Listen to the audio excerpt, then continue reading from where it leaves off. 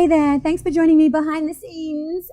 Get your flash briefing on Amazon Alexa, smart speakers, mine's right there, or right here. Yeah?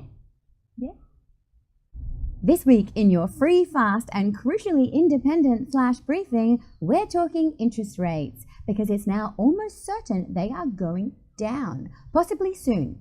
60% of economic boffins expect interest rates next to fall due to the severity of the property plunge, and that could be quick, according to finder.com.au's cash rate survey. So one number cruncher said he could see a change as early as next month. The rest named times from April through to November. And last week, the governor of the Reserve Bank, Dr. David Lowe, confirmed as much. He's long been warning households the next move will be up, but implied in a press club address on Wednesday, it's now likely to be down. Investors betting on such a thing agree. So what's the upshot for you? Well, pretty bad if you're a retiree looking for income, but fabulous if you're a mortgage holder. So here is your smart strategy. Number one, make sure you're paying a rate well below 4%. You can see the top deals today on finder.com.au. Otherwise, you're simply donating money to the bank, right?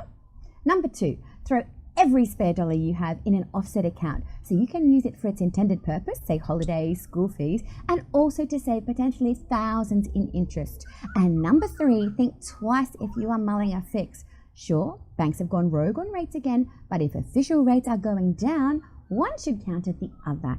Don't miss that this is a once-in-a-lifetime opportunity to ditch debt faster and cheaper than it's ever been, or that's a surefire way to combat any losses in your home's value. Think about it. What to do if you're a retiree or seeking returns on your money?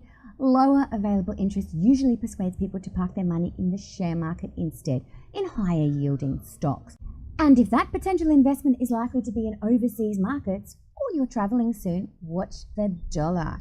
Since we last spoke, the Aussie unexpectedly surged against the US dollar on word from the States that it's halting its own rate hikes. But it was only temporary. Following our governor's speech, our dollar had its worst day in 2 years. It's hovering around 70 cents today.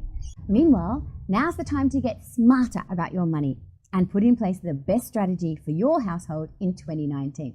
Just watch my free and fast, again, Smart Money videos on YouTube channel Nicole's Smart Money. Have a good one.